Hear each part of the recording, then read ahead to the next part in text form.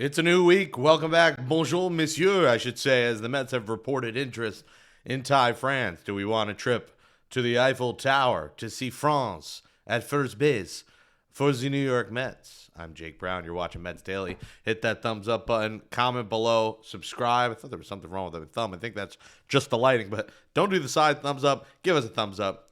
I'm also at the Citizen M Hotel. Pretty cool. Like the backdrop here with the frame. And follow me at Jake Brown Live. Let's get right to it. I got to go to work. So, Ty France. The Mets reportedly have interest in Ty France.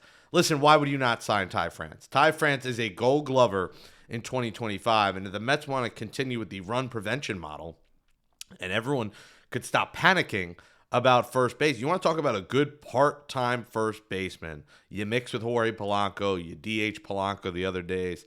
Why not add Ty France into the fold? You would have a Gold Glover at first base, second base, shortstop, and center field for the New York Mets. First, second, short, center. Yes, third base might be Bichette, but hey, there's days you can play Beatty at third. Yes, left field could end up being Beatty, Bench projection to be pretty good. Right, Soto's not great, but I don't think Soto's terrible defensively in right field. You know, you're looking at a really good overall team, period. You're looking at a good defensive team. You're looking at a team with a lot of veterans in there mixed with young players. I mean, you got a 28-year-old at third. You got Lindor in his prime at short. You have a elite clubhouse defensive player at second who, yes, has a bat who's probably aging, and Simeon. You have a solid hitter. Now, here's the downside of Ty France. He's not going to light the world up at the plate. Ty France in 2025 hit 257, 320 on base, 138 games, 7 homers, 52 RBIs. He's not going to light the world on fire at the plate. But he's only a few years removed from an all-star season in Seattle in 2022, where he hit 20 homers and drove in 83, 274, 338 on base. So the guy's got a career 262 average, a career 334 on base. He's going to get on base at a third of the percent clip, which you'll take. So I don't see why the Mets wouldn't. Now, there's other teams that want him, and I think there's other teams that need Ty France more than the Mets do. But if you're the New York Mets, how could you argue against signing a Gold Glover to play first base part-time? The question is for him, too.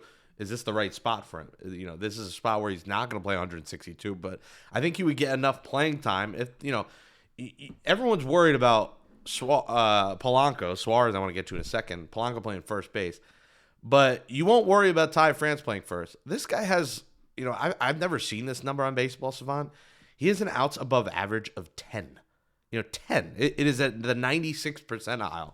Now, his arm strength is very low, but at first base, your arm strength is probably the least important thing because throwing a first, we don't want you to have that strong an arm. Pete Alonso threw the ball like a maniac around the diamond. So we probably like less arm strength at first base, so you could just flip it, toss it. But his range is a 10. It's a 96th percentile. His strikeout percentage, whiff percentage, you know, towards the top of the league, 76%. The guy puts the ball in play and continues to follow the model of let's sign guys who don't strike out a million times. Ty France 2025 struck out just 83 times.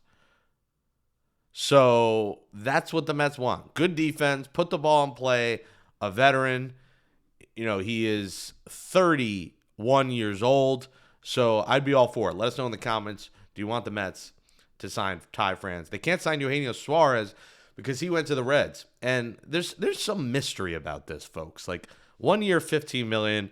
I would have been all over this for the Mets. When you talk about, you know, how are you going to replace Pete with power? Well, there's your guy. I mean, Suarez hits more home runs than Pete Alonso. Hit 49 homers. So I'm a little surprised other teams didn't say, hey, we'll give you 2 years. Now, I get it. Suarez is not young, but, you know, he's still hitting, like, his prime. I mean, he had 49 homers at 34 years old. It has a $16 million second-year option with no buyout. It's the second year. So we'll see if he takes that. Or, you know, most people don't expect that to be picked up and he'll re-enter free agency. But this is a great move for the Cincinnati Reds, a place where he played and hit a bunch of homers. It's a perfect fit in that ballpark. It makes total sense for a guy with 49 and 118 to come to a great American ballpark, the friendliest stadium for home runs in the major leagues. He could very much hit 40 or 50 homers again, Eugenio Suarez. So an absolute no-brainer. A move that's probably less of a no-brainer was the Giants signing Luis Ariz to a 1-year, $12 million deal.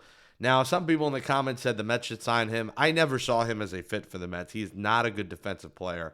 I mean, there's a chance the Giants infield, right side of the infield, is Rafael Devers at first and Luis Ariz at second. That could be ugly. It's not, fans are worried. Mets fans are worried about Jorge Polanco playing first.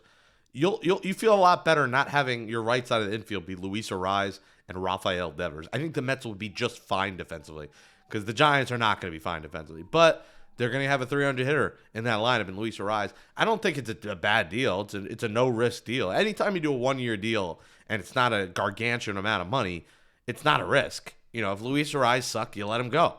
But for 1 year, $12 million for Ariz to maybe re-enter the market next year, I don't think he's loved by scouts. Again, like I've said, he's not a high on base guy. He doesn't steal bases. He's not a good defender. But, he did play a lot of his career at second base. So I think he is more comfortable at second base than he is at first base.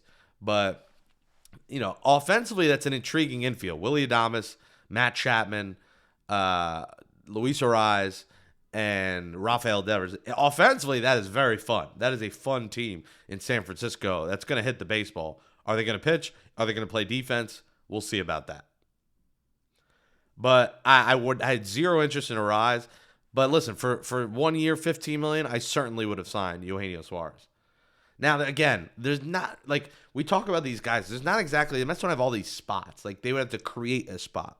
If they were to sign Suarez, he probably is their everyday DH, and then you're looking at Beatty losing playing time, which I'm fine with. If you're a Met fan and you're like, would you rather play Eugenio Suarez or Brett Beatty?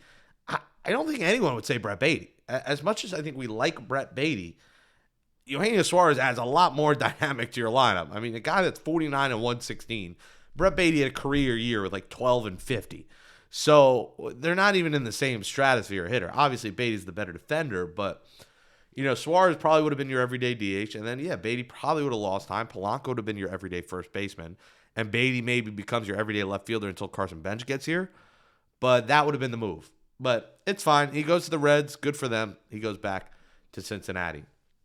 The WBC is just 6 weeks away. We got spring training here in about a week or two, guys reporting, so can't wait for that. I'm going to try to make my way down there. If anyone's going, let me know. Going to try to do some Mets Daily action down in Port St. Lucie. So I'll let you know about that. But, because of a procedure he had on his elbow, Francisco Lindor will not play for the team Puerto Rico. Now, that made some news because the insurance policies on certain players in the WBC in Puerto Rico. Now, listen, I think the WBC is important. I understand the importance, and for other countries, why it's so important. We also have to remember that you got to be healthy for the season. That is the most important thing, is being healthy for the season.